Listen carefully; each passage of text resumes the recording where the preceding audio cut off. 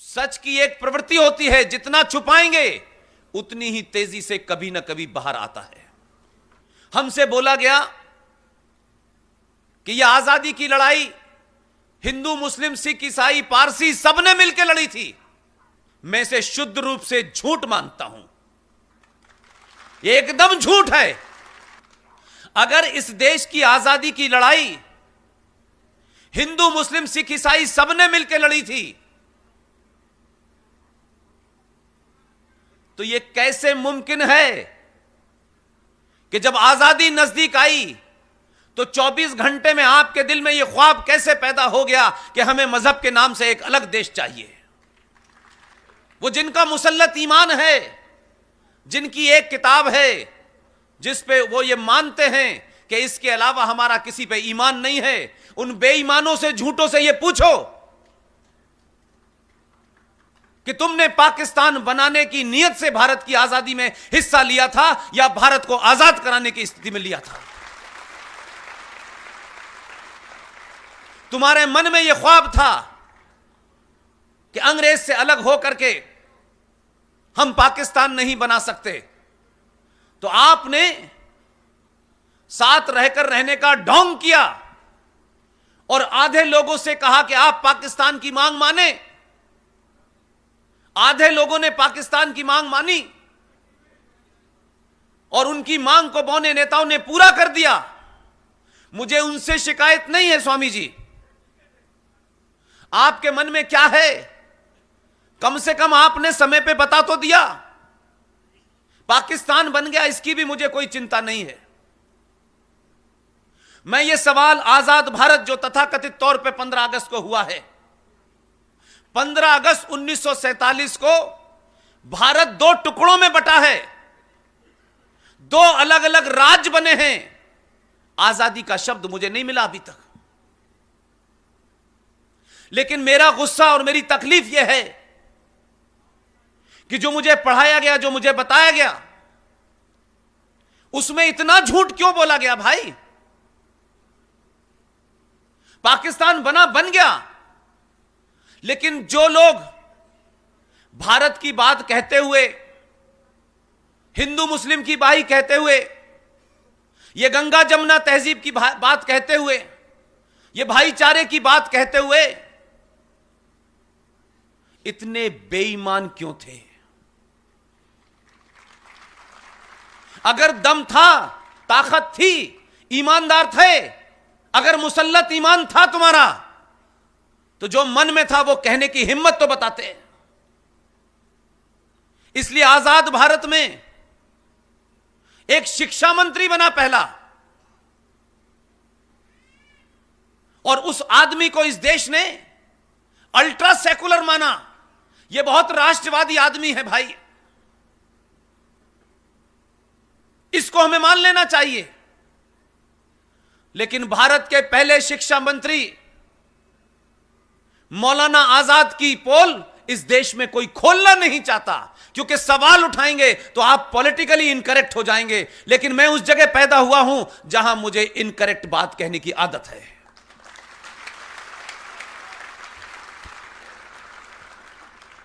आज 70 साल में यह मुल्क 1946 के देहरी पे खड़ा हुआ है, और हमारे समाज को भूलने की बीमारी है। बहुत सारे संत बड़ी ईमानदारी से काम भी कर रहे हैं, लेकिन अपने 25 साल के इस कैरियर में एक घटना दिल्ली में घटी जो मुझे तक नहीं पता थी। मुझे गो रक्षा के लिए आजाद भारत में 1966 के अंदर इंदिरा गांधी के प्रधानमंत्री होते हुए गुलजारी लाल नंदा गृह मंत्री थे। आजाद भारत में दिल्ली के अंदर पहली बार फौज को तलब किया गया, और कमाल की बात देखिए कि गौ रक्षा के लिए जिन संतों ने कलपात्री जी के नेतृत्व में जो एक धरना या प्रोटेस्ट विजय चौक पे किया था, उसका इतिहास में, कहानियों में, अखबार में जिक्र नहीं है। और ढूंढते ढूंढते मुझे 2 साल में एक ऐसा शख्स मिला जो उस पूरे घटनाक्रम का चश्मदीद गवाह था। आज उनकी उम्र कोई 87 साल की है। पार्लियामेंट में उस वक्त वो बैठे हुए थे और सारा मंजर उनकी आंखों का देखा हुआ था। मैंने विजय चौक पे बैठ करके उनका इंटरव्यू किया। इतनी बातें आपसे छुपाई गईं। उनका नाम है मनमोहन शर्मा। उन्हीं ने मुझे यह बात बताई कि उस वक्त संत और ऐसी तमाम हमारी बहनें छोटे छोटे बच्चों के साथ, जिनके हाथ में न कोई कंकड़ था, न डंडा था, न लठिया थी, विजय चौक के प्रदर्शन पर आजाद भारत में सरकार के निर्देशन में, प्रधानमंत्री की देखरेख में फौज ने, और यहां तक कहा गया कि इस पूरे धरना प्रदर्शन को रोकने के लिए हमें दिल्ली पुलिस को लगाना है। सत्ता के लोगों को इस बात की सूचना मिल गई थी कि अगर दिल्ली पुलिस को हमने लगाया तो हो सकता है दिल्ली पुलिस सरकार का ऑर्डर मानने से मना कर दे। उस वक्त के सत्ताधीशों ने कश्मीर मिलिशिया को बुलाया गया, स्पेशल पुलिस आई दिल्ली में। आज से पहले और उसके बाद ऐसी मिसाल नहीं मिलती। और जो लोग सत्याग्रह कर रहे थे, विजय चौक उस जमाने में 66 के अंदर भारत की जो पार्लियामेंट है उसके दरवाजे तक जाने का अधिकार था। और ये साधु संत बिना बताए नहीं विजय चौक पहुंचे थे। 2 साल पहले इन्हीं साधु संतों ने इंदिरा गांधी से बातचीत की थी। इंदिरा गांधी ने उनको भरोसा दिलाया था कि मैं सत्ता में रहूंगी तो सबसे पहले गो हत्या के ऊपर बैन लगाऊंगी।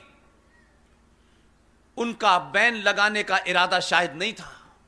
संतों ने निवेदन किया और उसी निवेदन करते हुए हजारों की तादाद में संत विजय चौक पे गए थे दिल्ली में, जहां दिल्ली की देश की सत्ता बैठती है।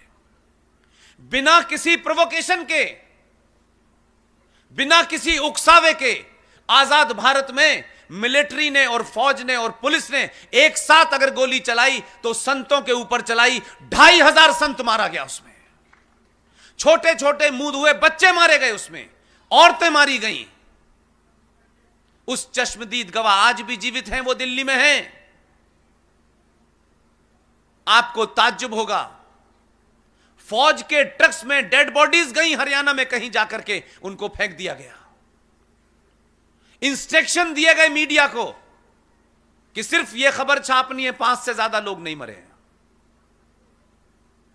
सरकारें क्या करती हैं, मीडिया क्या करता है, लेकिन समाज में तो लोग जिंदा थे। उन्होंने इसको इशू क्यों नहीं बनाया, घर घर तक क्यों नहीं पहुंचाया था? मैं इस खामोशी से चिंतित हूं। यह हमारे समाज की खामोशी एक खतरनाक मोड़ पे पहुंच गई है। इसलिए 1400 साल पुराने एक मजहब ने आपसे बिना शर्माए, बिना डरे, इसलिए कहता हूं, जो ईमानदारी से कोई बात कह रहा है उसकी बात सच मानो। क्योंकि आपको 70 सालों में झूठ बोलने, झूठ सुनने की इतनी आदत हो गई है कि अगर आपका दुश्मन यह बता रहा है कि मुसलमानों ने 800 साल तक इस देश पे राज किया है, हमने इस मुल्क की औरतों को अपने हरम का हिस्सा बनाया है, तो आप उससे कहते नहीं ये झूठ बोल रहा है, ये कम्युनल मुसलमान है, ये कट्टर मुसलमान है। देखिए बाकी तौर पे मुसलमान अच्छा होता है। ये सर्टिफिकेट आपने कब से बांटना शुरू कर दिया?